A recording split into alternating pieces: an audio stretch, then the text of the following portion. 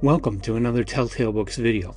I'm Greg, and I'm going to continue my magazine exploration, specifically with Weird Tales, and more specifically, going back to the very second issue of Weird Tales, which was published and distributed in April of 1923. So this is going way, way back. Weird Tales had just gotten off the ground, and I'm going to go through all of the stories in this issue. These magazine videos, I'm kind of getting a feel for them yet, so my format here may not be the best yet. I may not have this nailed down. I have decided, because of all the other authors, that I'm doing deep dives where I'm following them through their publishing history, that when I have an issue of a magazine that contains a story by one of those authors, I'm going to review that story separately. But I may jump and review that story right away, even though I have 20, 30, 40 stories ahead of it yet. I'm not going to hold the whole magazine off until I do it, nor am I going to review the rest of the magazine and save that one or two or whatever for when I get to them. I'm going to do them right away and throw them up there, and that'll throw my order out of um, out of whack a little bit, but that's okay. It's not a big deal. This isn't a college level thesis or anything. This is just me having fun talking about what I love, and hopefully you enjoy listening to it. And hopefully also helping you determine what is worth reading, worth your time to read.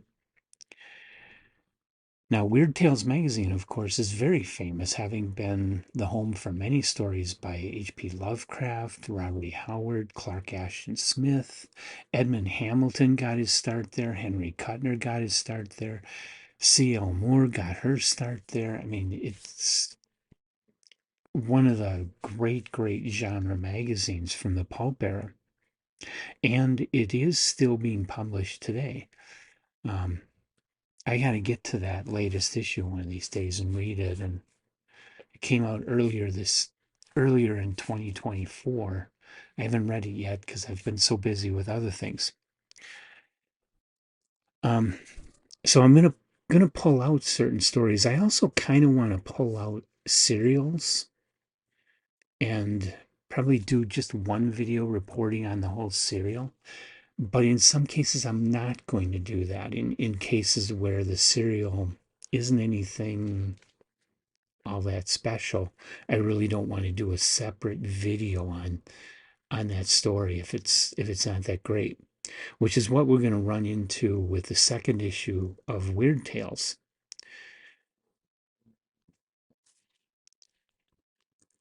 So, without further discussion, let's get into the stories.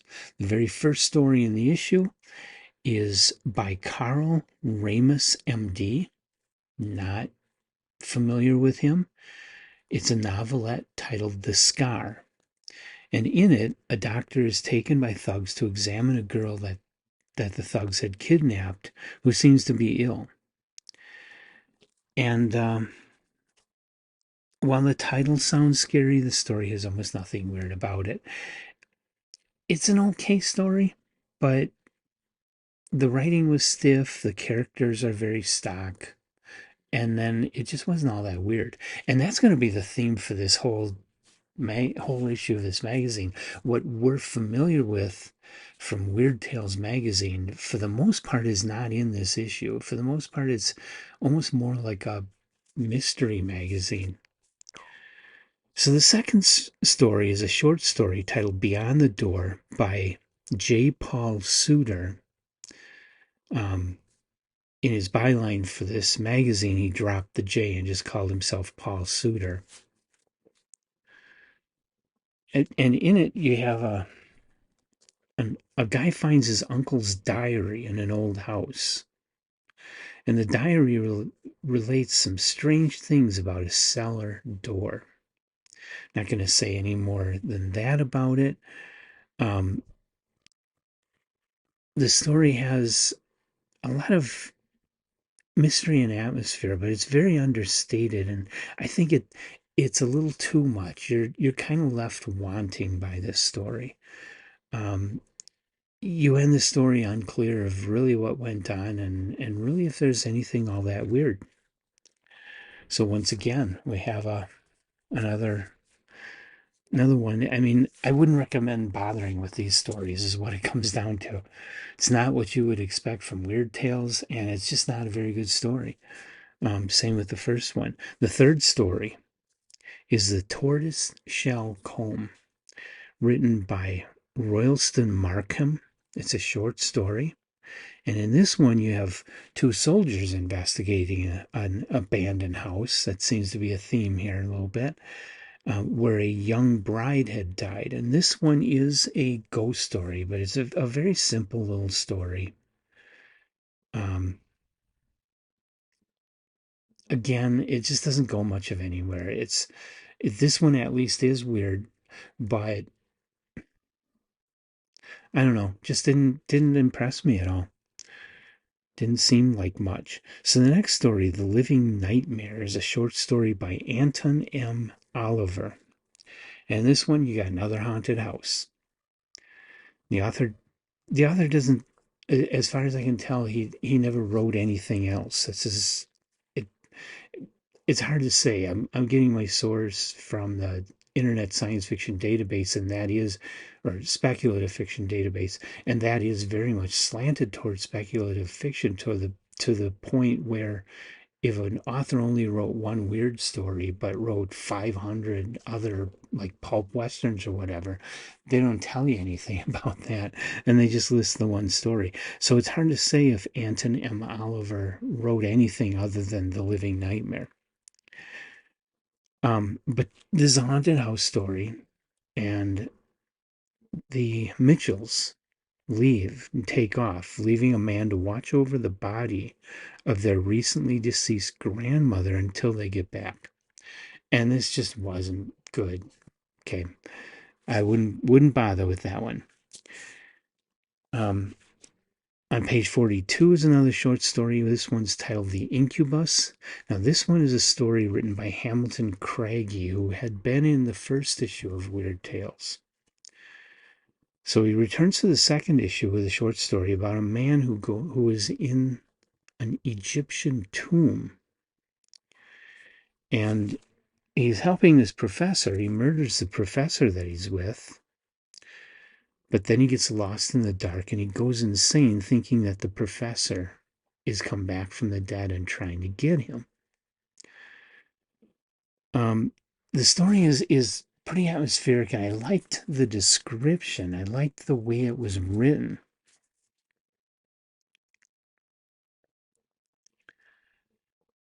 But the ending just wasn't satisfying. There's a twist ending here, and it just wasn't very good. Kind of Poe-like. It was. I got down in my notes that it was fairly good, so maybe worth your time looking that one up. The Body Master is a novelette by Harold Ward. Harold Ward is another author that had been in the first issue of Weird Tales, came back for the second issue, and with this story,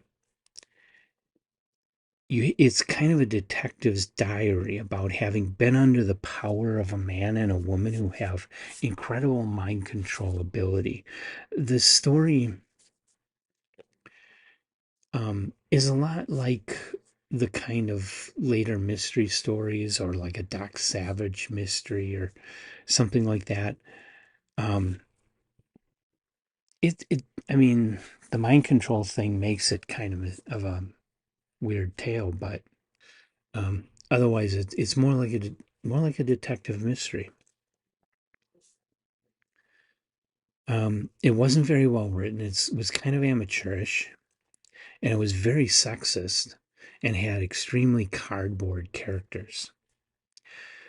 The basic concept was pretty interesting, and I could see how an author today could take that basic idea and run with it and possibly make something really great out of it.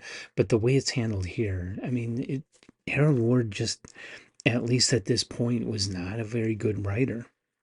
The detective says that when he's under the influence of the body master can kind of take over bodies, and he can also bring people out of their body into this other realm where they can kind of roam all of space and time.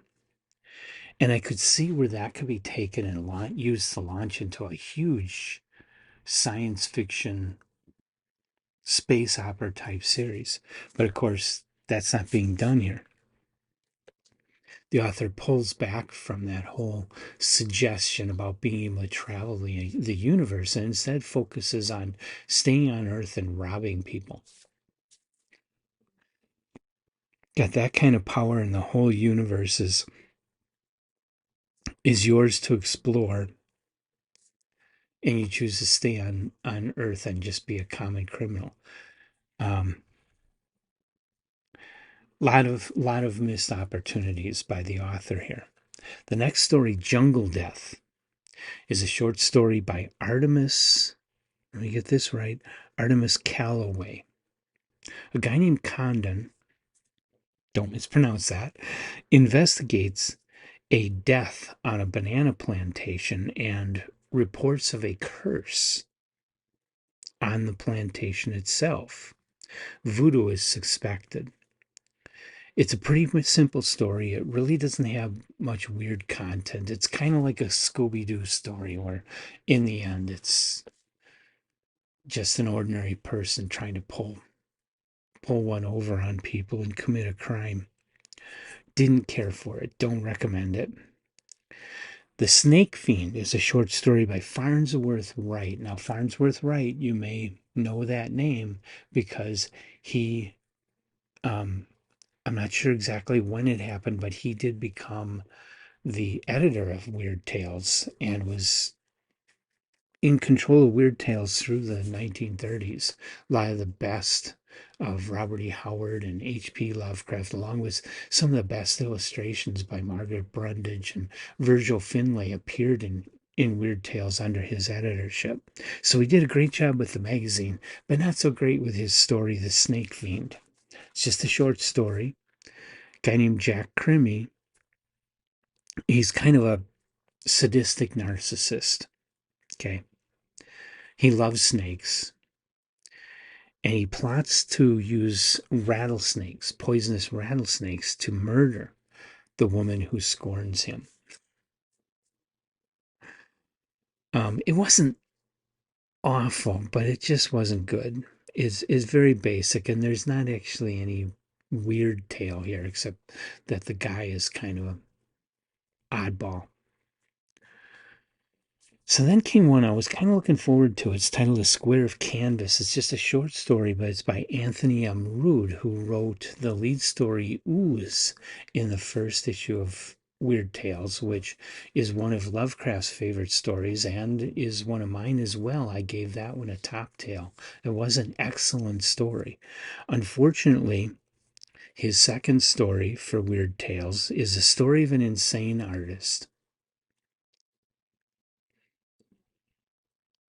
And he seems to get his artistic drive by torturing and killing various creatures. I think he starts out with just an insect, and then he moves on to small animals, and then he moves on to a horse. And you can see where this is going. It was okay, but not great, and nothing really remarkable. So I was very disappointed after the strength of Ooze that A Square of Canvas, and especially being a square of canvas, you know it's going to be an art story, and it just didn't do anything for me. The Affair of the Man in Scarlet by Julian Kilman. It's a short story.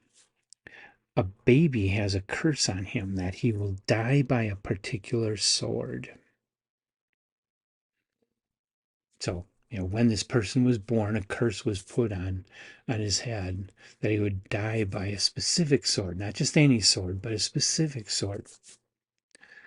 And it's not a good story. You can see it coming. He dies by that sword when he's an adult. Next is The Hideous Face by Victor Johns, another short story. A man afraid of cemeteries is tormented by a local person. The man gets revenge with acid. And that's where the hideous face comes from. It was okay, but it wasn't, again, this is murder mystery. It's not a weird tale.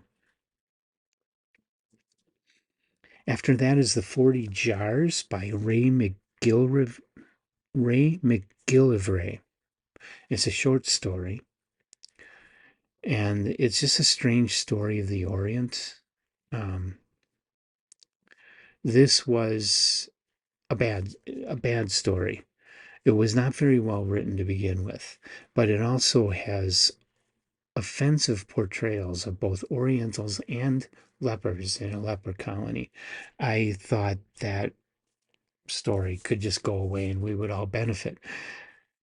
After that, a story titled The Wish by Myrtle Levy Gaylord. In this one, a woman, a mother who is dying after childbirth, asks a fairy that comes along to grant that her daughter never be able to feel. And the fairy grants the wish.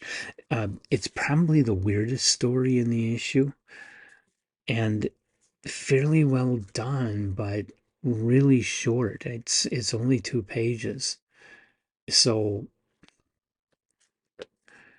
um, it's unfortunate. This is probably the one story I might be able to recommend to you, and it's just not enough of a story and doesn't go much of anywhere. So then there are 2 serials in this issue. One is a serial that part 1 was in the first issue, and part 2 was in this issue. And I already talked about that one. That's The Thing of a Thousand Shapes by Otis Adelbert Klein. It's a very early story by Klein. It was not very good. The other one is part 1 in this issue, so it'll be concluded in the next issue. And this one, again, not that great a story, so I'm not going to break this out for a separate video. But it is a serial, and I'll talk a bit about part 1 here, and I'll discuss part 2 in my discussion of Weird Tales issue 3 for May of 1923 when I get to it. So the other serial is called The Whispering Thing, and it's co-authored by Culpeper Chun and Laurie McClintock. And in it you have a detective named Jules Perret, who I felt was very much modeled after the detective in Edgar Allan Poe's detective stories that supposedly are the beginning of detective fiction. He's walking on the sidewalk, and a scientist he knows named Max Berger, something like that, falls out of a window and he's on the pavement dying. And Jules Perret asks him who did this, and he said he didn't know, he couldn't see him. And so there's a pharmacy across the street, and he gets a doctor out of the pharmacy, Dr. Sprague, and this other guy, an artist who just happened to be walking along. He sent him to the pharmacy to get help. So they come back, and Dr. Sprague checks the body and says the guy was strangled to death. And so then Perret goes to go into the building where Max Berger fell through the window. He wants to go inside and look around. But as he's looking to get into the building, he notices Dr. Sprague getting attacked by nothing, but getting attacked nonetheless. And Dr. Sprague is asphyxiated, strangled to death. And then a nearby pedestrian he runs over to Dr. Sprague, and he sees this nearby pedestrian on the sidewalk currently being strangled by something that you cannot see, and dies. So he, and then this invisible attacker goes and attacks the artist on the sidewalk, but the artist is able to get away, and whatever it is runs off. So Perret gets the police there, and they all try to solve the puzzle. So they go inside and are looking around and are trying to puzzle through evidence, trying to figure the whole thing out. And part one ends on a cliffhanger. It's okay, but it's not the best writing. It's a little bit on the amateurish side. I mean, to the point where the story starts out with Pare on the sidewalk. It's kind of a foggy night, and he says, "This is a good night for a murder." And then, of course, somebody falls out of a window. I mean, how hokey is that? So it's not good writing, but so far it's an okay story. So I'm looking forward to the second part to see how this ends. If it goes any place truly weird, or if there's something, if this is going to be another Scooby Doo type solution. Disappointing for Weird Tales how little there is. It's mostly detective fiction and mostly not weird in this issue. But I suppose at this time, nobody knew what Weird Tales was. And so the editor was probably getting whatever he could. And authors probably, he probably needed it quickly. And the authors probably didn't have any real horror stories to contribute. And plus, I don't think people understood that a horror story was more like William Hope Hodgson or Arthur Machen or Algernon Blackwood, not Arthur Conan Doyle.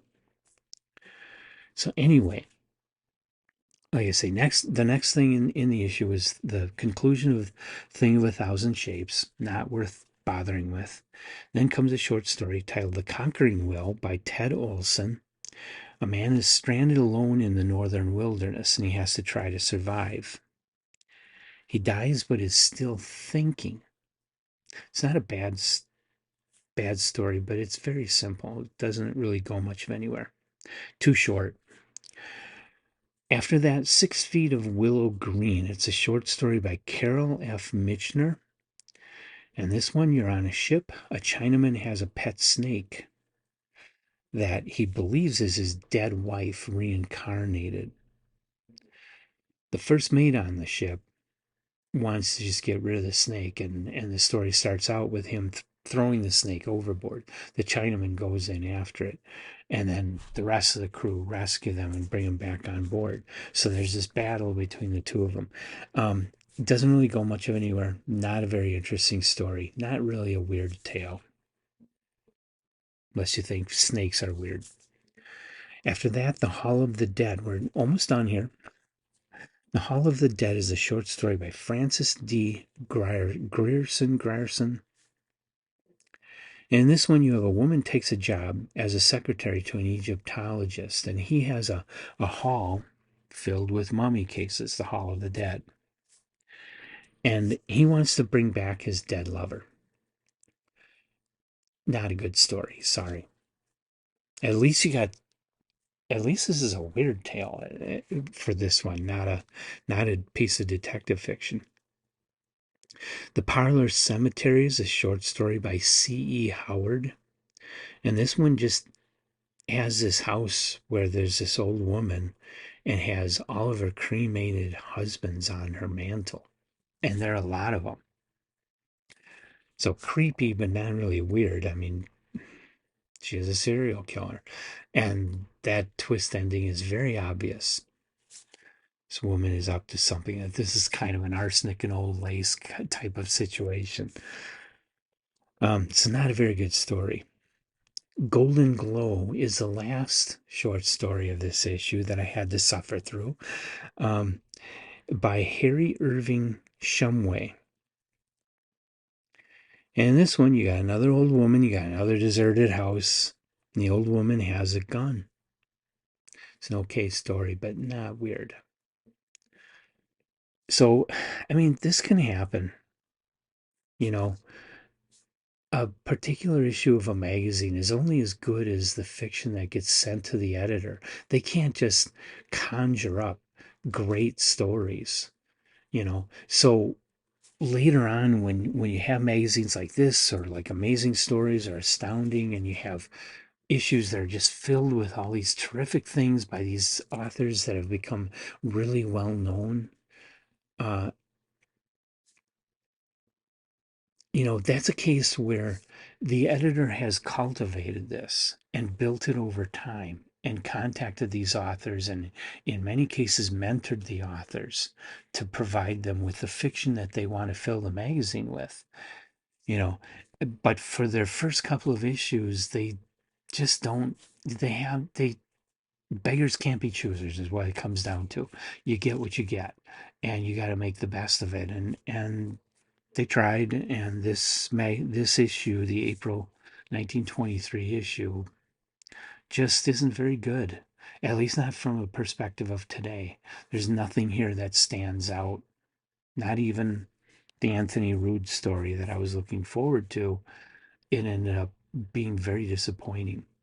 So I do not recommend bothering with reading the second issue of Weird Tales. It's just not worth your time. Hopefully, now the third issue again is it's a lot of authors that I've never heard of. They only wrote one or two stories and then they seem to have disappeared. Um, so I don't know how that's going to go. It's possible that there's a gem in there though that has been forgotten. But I kind of think issue number 3 is going to be another dud. But let's find out. If you have comments you want to make about this issue of Weird Tales or any of these authors or stories, please feel free to leave comments in the comment section of the video. Otherwise, I hope you'll like this video, subscribe to our channel, and come on back when I cover that third issue of Weird Tales.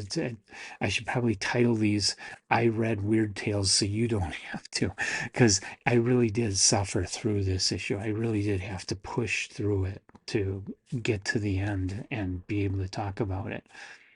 And I was disappointed by that because I was looking for at least one or two stories that would really be nice stories. If not, don't expect them to be classics. I don't expect them to be top tales, but if they would just be enjoyable stories, that would be good enough. But this just had nothing. And so it was hard to push through this to the end, but I did it, and I'll do it again. And come on back and see the results of my Weird Tales exploration and all the other things that I talk about here on Telltale Books.